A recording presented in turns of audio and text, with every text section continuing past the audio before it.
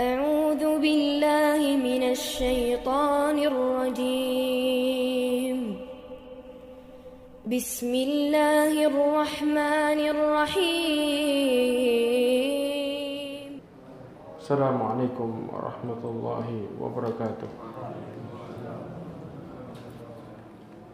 إن الحمد لله نحمده ونستعينه ونستغفره ونستهديه ونعوذ بالله من شرور أنفسنا ومن سيئات أعمالنا. من يهده الله فهو المهتد ومن يضلل فلن تجد له وليا مرشدا. أشهد أن لا إله إلا الله وحده لا شريك له وأشهد أن محمدا عبده ورسوله.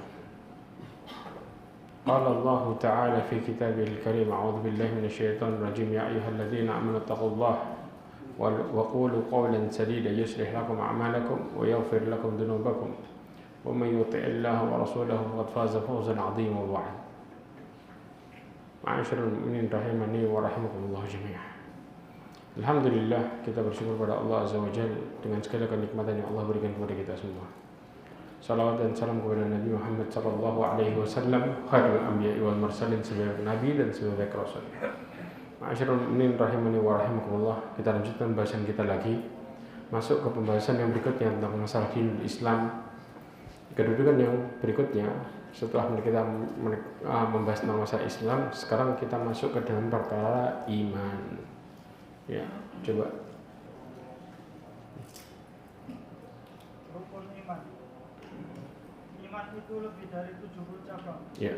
Cabang yang paling tinggi ialah syahadat, la ilaha illallah. Sedang cabang yang paling rendah ialah menyingkirkan syahwat dari jalan. Dan sifat malu adalah salah satu cabangnya iman. Ya. Rukun iman ada 6, yaitu: pertama, iman kepada Allah. Dua, iman kepada para malaikatnya.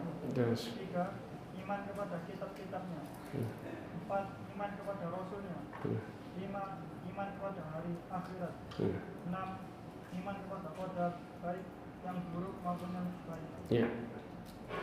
Oke. Ma'asyiral mu'minin rahimani wa rahimakumullah.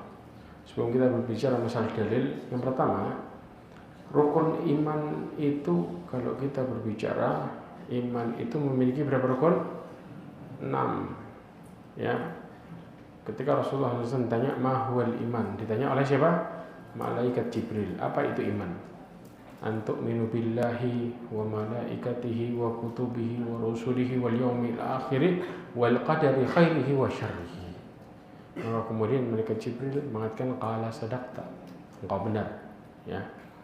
Engkau beriman kepada Allah, malaikatnya, kitabnya, rasulnya, kemudian hari akhir, hari kiamat. Kemudian juga beriman dengan takdir yang baik ataupun yang buruk. Di antara dalil-dalilnya yang dinukil adalah ada 2 dalil. Yang pertama, ya, ada ayat Quran, dua-duanya ayat Quran semua, ya. Ayat Quran yang pertama berbicara tentang 5 rukun iman. Ayat Quran yang kedua berbicara tentang 1 rukun iman, yaitu yang terakhir secara tersendiri. Apa ayatnya? Lanjutkan. Bukanlah kebaikan menghadapkan wajah dalam sholat ke arah timur dan barat. Ya. Tetapi kebaikan yang sebenarnya ialah beriman kepada Allah, hari akhirat, para malaikat, kitab-kitabnya dan nabi-nabinya. Ya. Allah mengatakan laisal birra an tuwallu wujuhakum qibala al-masyriqi wal maghrib walakinnal birra man amana billahi, ya, wal yawmil akhir wal malaikati wal kitabi wan nabiyyin. Ya, Allah katakan bukanlah yang disebut dengan kebaikan itu hanya sekedar apa? Menghadapkan wajahmu ke arah timur ataupun barat, timur dan barat, istilahnya gitu. Ya, maksudnya apa? Bukan sekadar ngadep kiblat ibadah kemudian kita disebut dengan itu sebagai sebuah kebaikan. Tapi yang disebut dengan kebaikan di mana ketika kita beriman kepada Allah, hari kiamat, malaikatnya, kitabnya dan nabiyin, ya, yaitu para nabi. Karena pada dasarnya ada sebuah kaidah menjelaskan mengingkari satu nabi sama dengan mengingkari seluruh nabi. Kenapa? Karena inti risalah yang dibawa sama. yaitu sama-sama membawa tentang tauhid dan keikhlasan. Jadi kalau kita ngingkarin satu nabi sama kayak ngingkarin seluruh nabi. Ya. Kemudian dalil yang berikutnya adalah masalah takdir. Di mana Allah mengatakan dalam surat Al-Qamar ayat 49, lanjutkan.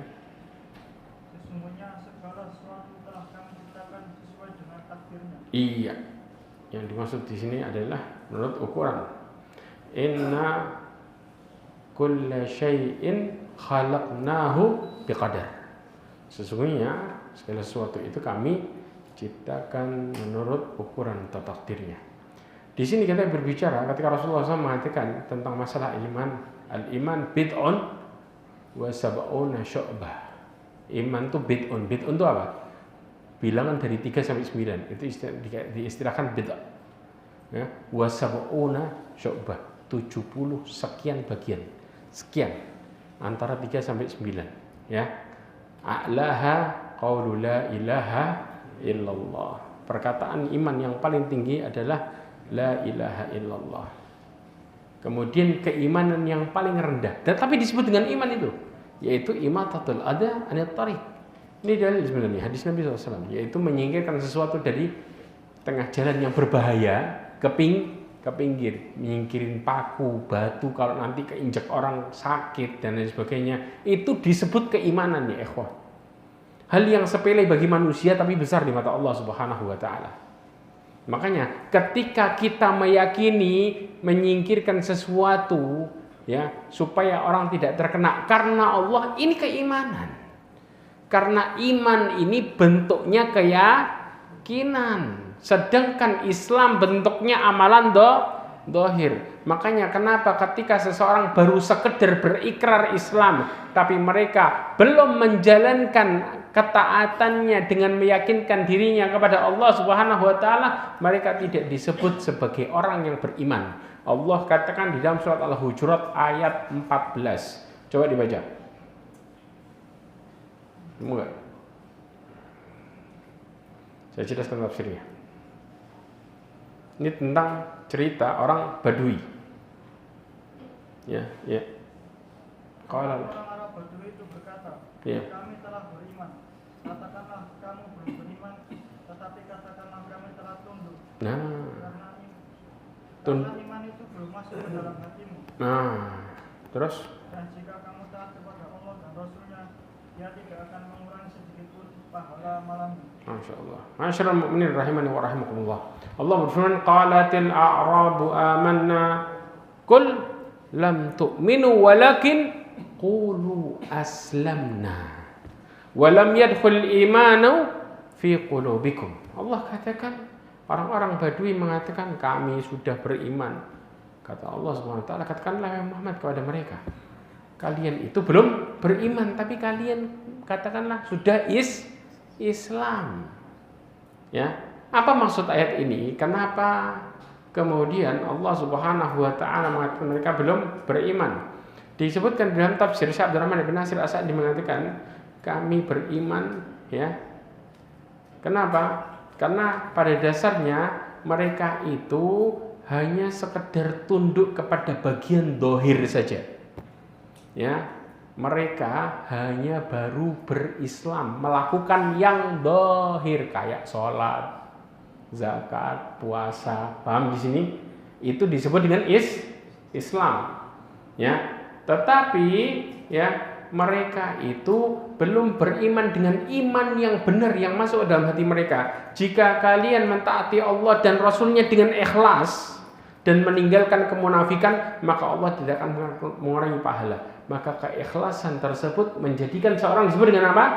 Beriman yang sebenarnya. Kalau kalian melakukan keyakinan sebagaimana yang Allah inginkan, mereka beriman secara benar, baru imannya disebut dengan sempurna. Mereka belum beriman, baru masuk Islam, belum melakukan amalan dengan keyakinan. Ini yang terjadi. Makanya serang lebih banyak beriman atau Islam? Masih baru Muslim. Bukan disebut dengan mukmin yang sejati. Karena kalau mukmin yang sejati, kalau masuk keimanan, nggak bakal ada yang namanya apa? Tawar menawar dalam perkara aturan. Kadang-kadang orang masih tanya, kira-kira kayak gini boleh nggak ya? Kira-kira ada dalilnya nggak ya? mungkin saya bisa lebih ringan. Orang kalau masih tawar-menawar, tanya hikmah dan lain sebagainya, berarti mereka masih belum yakin sama Allah Subhanahu wa taala. Mereka baru masuk ke dalam perkara Islam. Kalau kita masih melakukan amalan secara dohir dan belum yakin secara benar bahwa apa yang di dalam aturan Allah Subhanahu wa taala merupakan yang terbaik, maka kita belum dikatakan sebagai seorang mukmin yang sebenarnya. Nah, kemudian disebutkan rasa malu bagian dari iman. Wal haya syu'batun minal iman. Ada sebuah kaidah tentang iman dan Islam. Perhatikan ini baik-baik. Iman itu kalau disebut secara khusus, maka makna iman mencakup di dalamnya Islam. Ya, kalau disebutkan sendiri sama. Kalau Islam disebutkan sendiri mencakup di dalamnya keimanan. Tetapi kalau disebutkan bersamaan antara Islam sama iman, maka berbeda kondisinya. Kenapa? Iman itu lebih tinggi daripada Islam. Karena pada dasarnya kita diperintahkan untuk taat sama Allah disertai dengan keyakinan. Buktinya apa? Allah mengatakan la iqraha fid din, tidak ada paksaan dalam agama. Karena semua yang dilakukan dengan terpaksa akan tertolak secara jelas. Allah Subhanahu wa taala menyuruh kita wa ma umiru illa liya'budullaha mukhlishina lahuddin, dan ini masuk ke dalam perkara keimanan ya ikhwah. Perkara ikhlas karena Allah Subhanahu wa taala merupakan amalan masuk ke dalam perkara keimanan. Ya. Kemudian iman itu kalau berkaitan dengan amalan, maka iman adalah amalan hati. Makanya disebut keyakinan. Kita kalau bicara masalah akal kita pakai apa? Akal itu ngikutin aturan. Bukan aturan ngikutin akal. Jangan dibalik. Kalau aturan ngikutin akal, maka orang akan mencari pembenaran dalam perbuatannya. Kira-kira ada yang jadi penopang enggak nih setiap saya berbuat? Tapi enggak. Kalau dia mengikuti kebenaran, maka akalnya tunduk kepada aturan. Karena iman bicara keyakinan kita kepada Allah Azza wa Jalla. Sedangkan Islam adalah amalan dohir kita. Kayak zakat, sholat, puasa itu amalan dohir semua. Ya. Jadi amalan dohir butuh keyakinan. Kalau amalan dohir disertai dengan keyakinan, maka kedudukan seseorang lebih tinggi. Makanya Allah mengatakan apa? Ya, dikatakan yarfa'illahu alladhina amanu minkum walladhina utul ilma darajat, karena yang bisa menambah keimanan adalah ilmu. Ilmu itu nambah keimanan. Modelnya kayak gimana? Abdullah bin Mas'ud mengatakan kafa khasyatallahi ilma. Cukuplah rasa takut sama Allah disebut dengan ilmu. Kenapa? Karena ilmu yang benar membawa rasa takut kepada Allah sehingga imannya semakin kuat. Kalau sudah imannya semakin kuat, maka mereka akan semakin khawatir terhadap amalnya sendiri. Jelas. Ini bicara keimanan. Karena Rasulullah SAW mengatakan di dalam Al-Quran surat Al-Mu'minun ayat 60. Allah katakan walladzina yu'tuna ma ataw wa qulubuhum wajilat. Ya, Allah mengatakan orang-orang yang memberikan apa yang mereka berikan dengan hati mereka dipenuhi rasa takut. Kemudian Aisyah menanggapi ini sebagai sebuah kemaksiatan. Takut karena maksiat. Bukan. Mereka kayak orang yang minum khamr, ya, yang mencuri. Makanya mereka takut. Kata Rasulullah SAW, la ya bintas siddiq. Walakinnahum alladzina yasumun wa yusalluna wa yatasaddaqun. Perhatikan, mereka sholat, ya, puasa, sholat, sedekah. Wahum yakhafuna alla yuqbala minhum. Ini bentuk hasil dari keimanan. Yaitu apa? Mereka takut gak diterima amalnya. Kenapa takut gak diterima amalnya? Di satu sisi mereka melihat banyak kekurangan dalam amalnya. Di sisi lain mereka menghadapi Allah yang Maha Pemurah, di tengah mereka terkadang membalas dengan kemaksiatan. Karena mereka ngerasa dosanya lebih banyak daripada amalnya. Akhirnya apa? Semakin taat, semakin takut. Ini metode yang terjadi. Kalau kita semakin taat, semakin ngerasa aman, berarti ketaatan kita bermasalah. Karena para ulama memasukkan rasa takut di balik ketaatan merupakan ciri-ciri diterimanya amal soleh. Disitulah letak keimanan sebenarnya. Akhirnya apa? Ulaika yusari'una fil khairat. Judulnya kalau kita takut sama Allah karena banyak dosa, takut gak diterima, solusinya apa? Ngapain? Bersegera beramal, nggak ada cerita nunda. Ngomong nanti gampang. Kenapa? Karena masih muda, nggak ada ya. Mereka justru termotivasi buat terus nambahin amal dan nggak berhenti. Ini terjadi karena apa? Keimanan. Ini loh, bagaimana keimanan itu lebih tinggi daripada Islam. Karena kalau orang menjalankan amalan disertai dengan keimanan, mereka kepingin terus nambah. Ada celah amal dilakuin, ada celah amal dilakuin. Berharap di semua hidupnya paling tidak ada yang diterima. Entah Abu Darda enggak? Dia mengatakan apa? Lau anna Allah istaiqana anna lau anna, dikatakan kalau seandainya saya yakin annallaha taqbala minni salatan wahidatan khairan minad dunya ahabbu ilayya minad dunya wa fiha. Dikatakan kalau seandainya Allah meyakinkan kepadaku bahwa satu salatku diterima, maka lebih aku cintai daripada aku dapat dunia dan seisinya. Karena mereka para sahabat ngerasa banyak salahnya dan amalnya ngerasa banyak kurangnya dan banyak dosanya. Mereka nggak ngerasa banyak pahalanya. Makanya mikirnya apa? Kalau satu salat diterima berarti ada celah keberuntungan. Keberuntungan buat apa? Buat masuk surga. Berarti mereka ngerasanya amalnya banyak ketolak apa diterima? Banyak ketolaknya. Kelasnya sahabat loh ya ikhwah. Apalagi kelas kita, sahabat bukan tabiin bukan. Ngomong aman, insya Allah saya pegang kunci surga. La haula wala quwwata illa billah. Harusnya kita lebih banyak khawatir. Antum tahu sahabat, kenapa tabiin mengatakan saya ketemu 30 orang sahabat semuanya kasusnya sama. Takut jadi orang munafik. Takut diklaim sebagai bahwa dirinya telah melakukan kemunafikan. Bayangin ya. Semuanya dalam kondisi yang sama, nggak ada yang bedanya. Saya takut jangan-jangan saya munafik, jangan-jangan saya munafik. 30-nya dia ketemu 30 itu selama hidupnya loh. Dan semuanya jawabannya sama. Karena apa?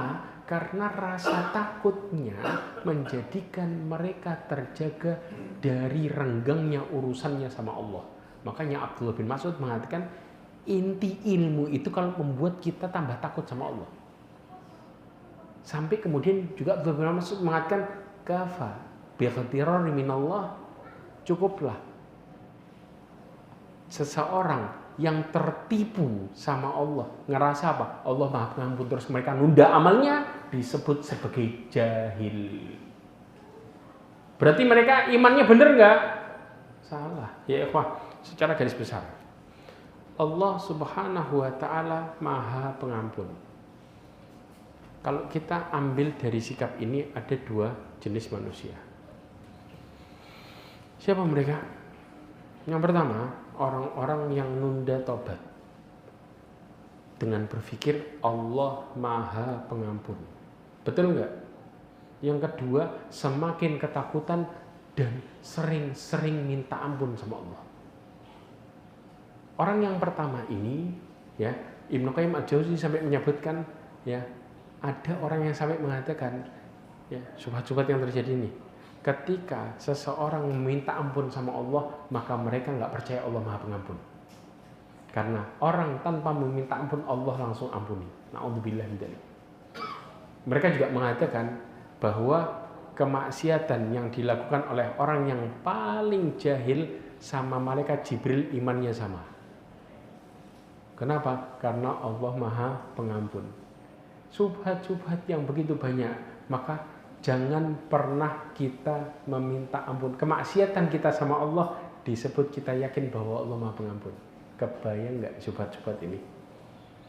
Nah, coba kita ilustrasikan orang sama orang. Secara garis besar, ada seseorang punya bapak yang baik luar biasa. Setiap anaknya berbuat salah, maka si bapak ini nolong. Nggak apa-apa nak, sini nak balik nak. Setiap anak berbuat salah, bapak ini nolong. Maka kemudian anaknya ngomong sama temannya, saya punya bapak baiknya luar biasa. Kenapa? bahkan saya kurang ajar, bapak saya baik. Saya nyalahin bapak saya sengaja, bapak saya tetap nolong saya. Kira-kira teman kita yang dengar kayak gitu gimana? Responnya tentang anak ini. Disebut anak yang baik atau anak kurang ajar? Persis. Gak ada istilah kan? Kalau harusnya berarti bebas dong sama bapaknya. Tapi kanan kayak gitu enggak? Dia akan mengatakan ini anak kurang ajar nih. Punya bapak sebaik itu masih disakiti terus bapaknya.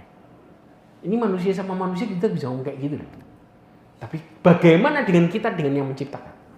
Kita kadang-kadang bisa mengatakan kan Allah Maha Pengampun. Saya tobatnya tak tunda di akhir. Ini benar apa salah ini? Ngaco.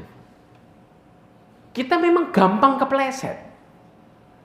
Tapi di sisi lain, karena kita yakin Allah Maha Pengampun, berarti Allah sangat sayang sama kita. Di tengah keplesetnya Allah masih nolongin kita. Berarti di sini menunjukkan harusnya cinta kita sama Allah lebih besar. Karena nggak ada yang paling sayang daripada Allah Azza wa Jalla. Kita kalau salah balik sama orang tua, nggak sengaja kepleset, diomeli nggak? Walaupun ditolong, betul nggak? Nggak sengaja, salah, diomeli. Kok bisa berkali-kali sih? Tapi kita nggak sengaja, nggak sadar kepleset, Allah masih nolong, dikasih sama Allah rizki, masih sama Allah dijamin kehidupannya. Harusnya ini menimbulkan rasa cinta dan takut di satu sisi. Sama kayak tadi, makanya kadang-kadang kalau diilustrasiin orang sama orang baru sadar kita. Oh iya ya, punya bapak sebaik itu kok masih bisa tega nyakitin, padahal bapaknya sudah baik. Coba ya ikhwah, ini yang kemudian sering kita tidak sadari tentang bagaimana keimanan itu berjalan. Paham sampai sini? Oke. Ma'asyiral mu'minin rahimani wa rahimakumullah. Kemudian kalau kita bicara tentang masalah cabang keimanan, bukan berarti makna keimanan itu hanya sebatas pada jumlahnya. Tapi apa? Tapi yang dimaksud bahwa iman atau amalan Islam itu lebih dari berapa? 70. Ya. Dan iman atau amalan-amalan yang istimewa kita harus perhatikan sehingga kita memiliki pohon keimanan yang sempurna. Ini tujuannya. Tujuannya seperti ini. Lanjut perkara yang ketiga, ihsan. Lanjut.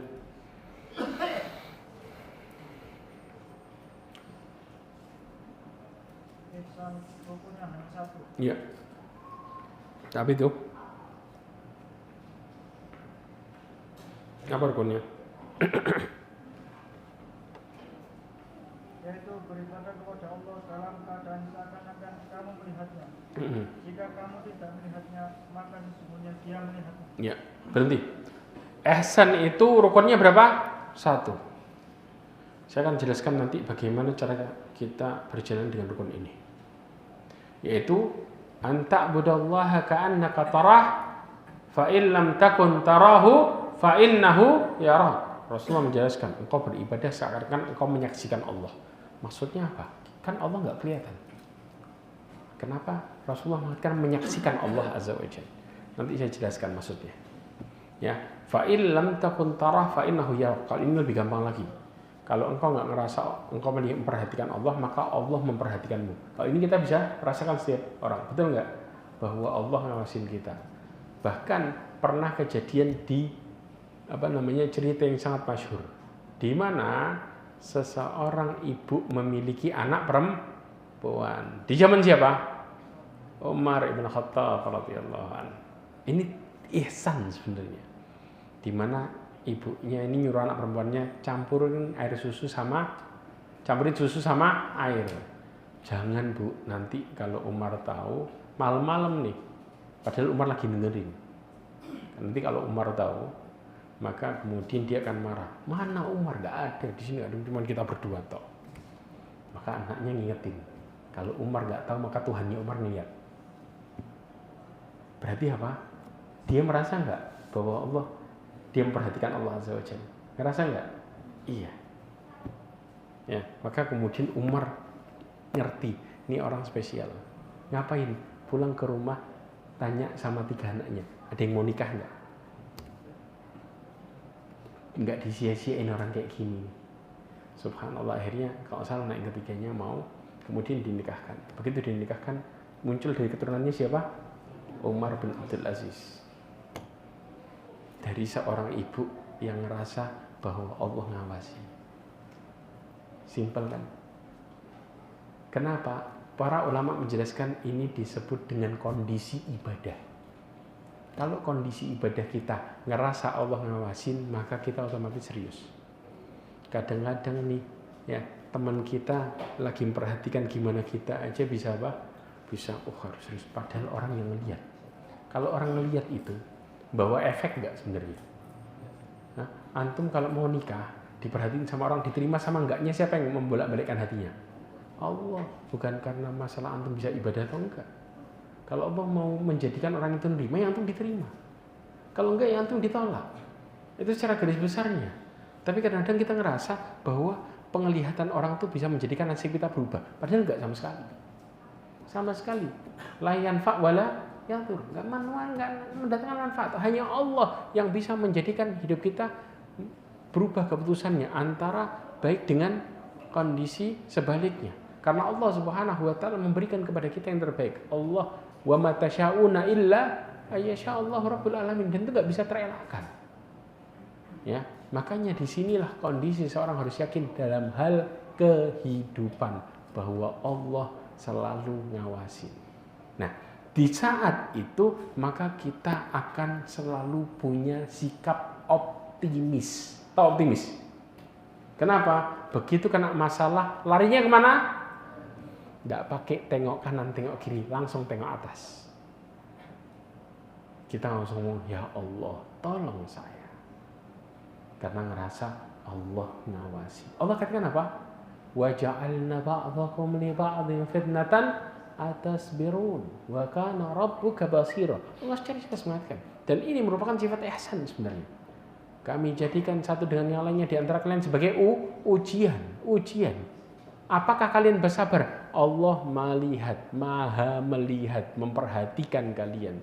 Berarti di sini istilahnya kalau orang sabar, maka apa yang dilakukan? Balik sama Allah. Karena mereka ngerasa Allah ngawasi. Ini efek yang besar sebenarnya dalam hidup. Membuat perubahan bagaimana pola pikir kita bisa geser sangat luar biasa. Ketika kita sadar bahwa Allah ngawasi. Bahkan Rasulullah SAW juga menjelaskan dalam hadisnya, memasukkan keyakinan ini kepada Abdullah bin Abbas umur 10 tahun. Anak kecil, 10 tahun diajak nalar, keyakinan pertamanya masalah ini. Di mana Rasulullah mengatakan, ya ghulam, ini u'allimukal kalimat. Ihfadillah, yahfadka, ihfadillah tajidhu tujahak. Bentuk dari ini, yaitu jagalah urusanmu sama Allah, niscaya Allah akan menjaga urusannya denganmu. Jagalah urusanmu sama Allah, niscaya Allah berada di hadapanmu. Istilah berada di hadapan berarti apa? Allah menyaksikan dirimu, memperhatikan dirimu secara khusus. Kebayang nggak? Makanya Allah mengatakan dalilnya di antaranya. Lanjut.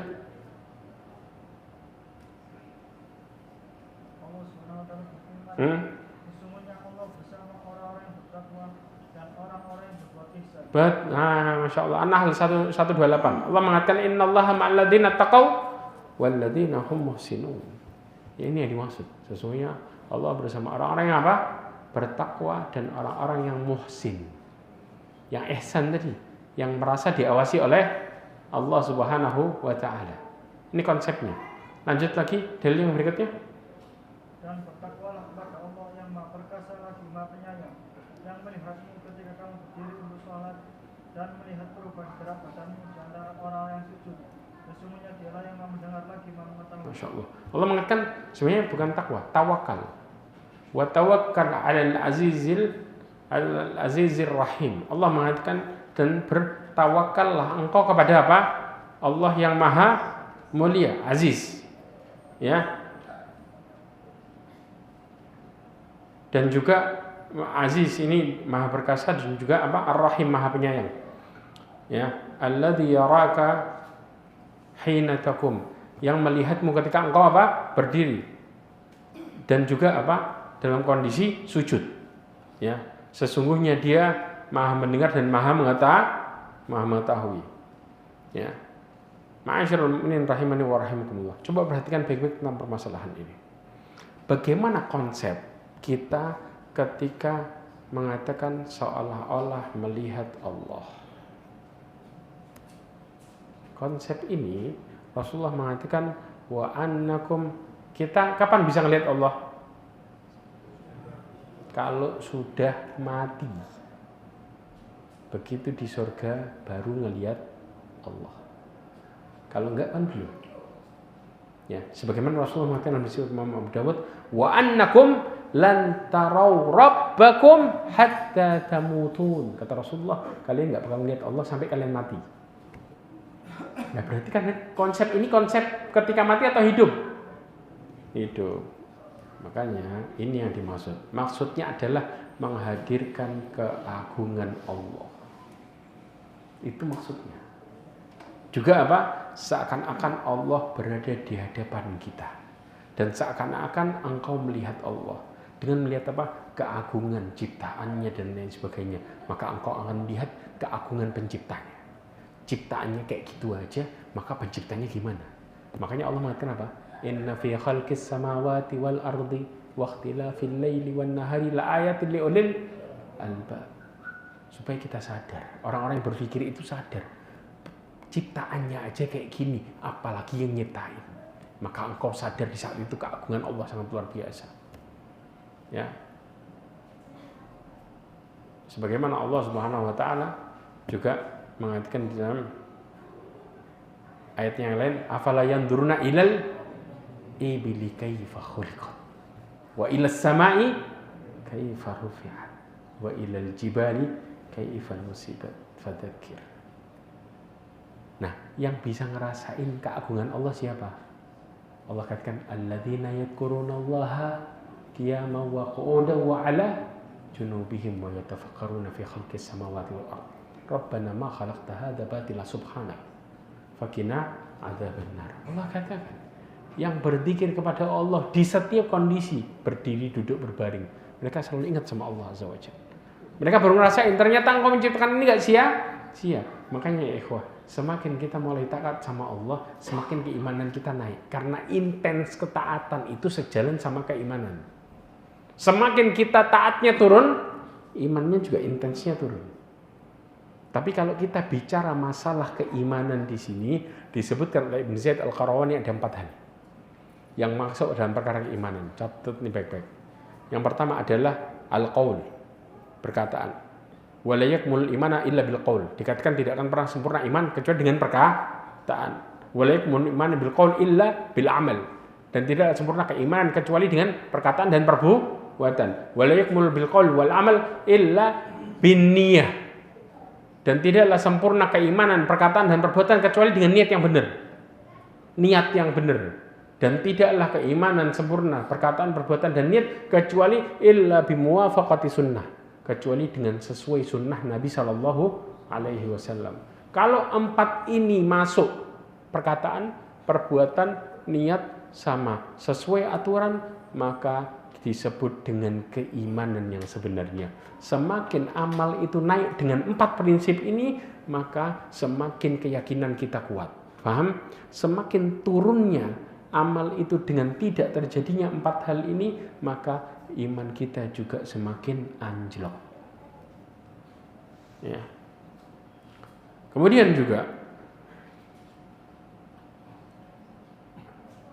ya, ini dalil-dalil yang kemudian ada. Cuman kemudian dalil yang terakhir, surat Yunus ayat 61. Disebutkan apa? Dan keadaan apapun kau berada, dan ayat apapun dari Al-Quran yang kau baca, serta pekerjaan apapun yang kamu kerjakan, tidak lain kami adalah menjadi saksi atasmu di waktu kami melakukannya. Nah, berarti ini menunjukkan semua ibadah kita disaksikan oleh Allah Azza wa Jalla. Dari apa? Baca Quran, mengerjakan suatu pekerjaan, ya, semua hal ini disaksikan oleh Allah Azza wa Jalla. Ya, kita aja bisa sadar orang lihat lain kondisinya, apalagi kalau sadar Allah yang lihat. Tapi sebaliknya, coba perhatikan ini baik-baik. Rasulullah Shallallahu Alaihi Wasallam, dan ini yang saya singgung. Kalau kita nggak ngerasa bahwa Allah memperhatikan kita, bahkan meremehkan urusan kita sama Allah, maka yang terjadi amal kita bakal habis. Semuanya sama Allah dibatalin.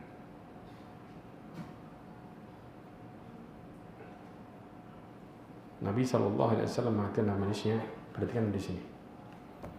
Dari Thauban radhiyallahu anhu, bahwasanya Nabi mengatakan, la'lamanna aqwaman min ummati, ini orang yang enggak rasa dia apa? Diawasi. Aku benar-benar mengetahui kaum dari umatku. Kaum dari umatku berarti apa? Generasi. Jelas? Ya'tuna yaumal qiyamah bi hasanat amsal jibal Tihamah. Gunung Tihamah itu gede, ikhwan, besar. Dia nanti di hari kiamat datang dengan apa? Hasanat.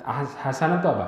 Kebaikan, pahala dengan gunung Tihamah sebesar gunung Tihamah, bidun, putih. Apa yang terjadi? Fayaj'aluha Allah haba'an manthura, maka Allah jadikan seperti debu yang berterbangan. Istilah debu berterbangan ini artinya siapa? Artinya apa? Dihapus sama Allah. Bawa pahala segede gunung dibatalin semua. Berarti kalau sudah nggak punya pahala, yang ada berarti apa? Selesai dosa. Kemana berarti jalannya orang ini? Nyemplung ke neraka. Nah, sifat orang yang ini kita kaget-kaget. Kalau dilihat secara zahir, ini orang bukan orang buruk, tapi dia punya keburukan yang mengerikan. Apa itu? Kata Rasulullah SAW, kemudian Thauban mengatakan, ya Rasulullah, sifhum lana jillihim lana alla nakuna minhum wa nahnu lana. Kasih tahu generasinya mereka kepada kami, supaya kami enggak seperti mereka, sedang kami enggak tahu. Maka Rasulullah mengatakan, amma innahum ikhwanukum wa min jildatikum. Mereka itu saudara kalian. Berarti muslim bukan? Muslim. Wa min jildatikum, dari jenis kulit kalian. Ya.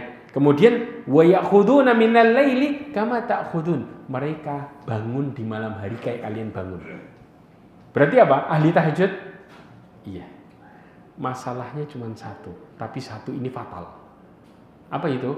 Kata Rasulullah SAW, walakinnahum aqwamun idza khalau bimaharimillah intahakuha. Mereka itu suatu kaum kalau sedang sendiri maksiat. Lagi sendiri, nggak ada orang, maksiat. Berarti sifat ihsannya ada nggak di orang ini? Persis. Kalau lagi kelihatan, benar. Begitu lagi sendiri, bebas, nggak ada yang ngawasi. Keluar aslinya. Kalau seperti ini, apa yang terjadi? Allah batalin semua pahalanya. Dibatalin. Cara batalinnya ngeri lagi. Dibuat tuh pahala kelihatan di depan mata, kemudian Allah hilangin. Plus. Gimana rasanya ya ikhwah? Ini orang nggak punya ihsan. Ya, makanya para ulama menjelaskan kenapa ini bisa terjadi. Ya, di antaranya Syekh Muhammad Mukhtar Syengkiti, ada orang yang melakukan maksiat tersembunyi-sembunyi, namun nyesel. Termasuk nggak dari ini? Enggak. Karenanya nyesel. Paham ya? Dan orang tersebut bukan termasuk orang yang menerjang yang haram, merobek tabir sehingga menerjang aturan Allah dan meremehkannya. Kenapa? Karena ini memuliakan syariat Allah, karena nyesel. Tetapi yang masuk ke dalam perkara ini ketika mereka berani meremehkan dosa. Kenapa? Kan nggak kelihatan. Kadang-kadang ada yang ngomong aturan itu boleh dilanggar kalau nggak ketahuan. Orang yang model kayak ginilah yang mereka bakal mudah ngelakuin perkara ini. Jelas?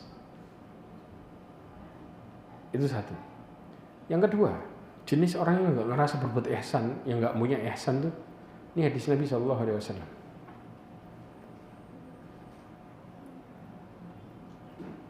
di mana Rasulullah mengatakan kullu ummati mu'afa illal mujahirin. Semua umatku itu ya akan dimaafkan kecuali orang yang maksiat terang-terangan. Gimana terang-terangan? Nah ini. Wa inna minal muhajjara ayya'mala rajulun bilaili amalan. Seseorang melakukan di malam hari suatu amalan. Amalan apa? Maksiat. Kemudian apa? Tsumma yusbihu wa qad satarahullah. Kemudian di pagi harinya ya Allah sudah nutupin dosanya tadi malam. Ditutupin sama Allah. Enggak ada yang tahu kan? Kemudian apa? Fayaqul ya fulan amiltul bariha kadza wa kadza. Wahai fulan, tadi malam aku ngelakuin ini dan ini. Cerita ditutup sama Allah, tambah diceritain ke orang. Ini disebut dengan terang-terangan. Allah enggak maafin. Ketika orang ini enggak tobat, enggak hilang tuh dosa. Caranya gimana? Harus tobat dia sama Allah. Kenapa? Allah tutupin, dibuka sama dia. Ya, makanya kemudian waqad bata yasturuhu rabbuh wa yusbihu yaksifu sitrallahi an. Malamnya ditutupin, paginya dibuka sama dia sendiri. Itu yang disebut dengan terang-terangan dan Allah enggak maafin. Yang lainnya Allah mudah maafkan, kecuali model orang kayak gini. Ini ngerasa enggak kalau Allah ngawasin? Orang kayak gini cerita keburukannya sama orang. Ngerasa enggak? Enggak ngerasa. Tambah bangga. Makanya ya ikhwah, kadang-kadang ini terjadi sama orang yang apa? Fenomena. Orang baru hijrah, ya Allah saya sudah tobat. Wah ceritanya, kemaksiatannya diumbar lagi. Dulu semua maksiat apa yang enggak saya pernah lakukan. Finish semuanya, tamat kata dia. Ceritanya pakai bangga luar biasa. Orang yang kayak gini masuk. Harusnya kita kalau sudah hijrah jangan ceritain keburukan, tutup, skip. Kenapa? Karena Allah itu Maha Penutup aib. Kalau aib kita satu aja viral, hidup kita nggak bakal tenang kapanpun.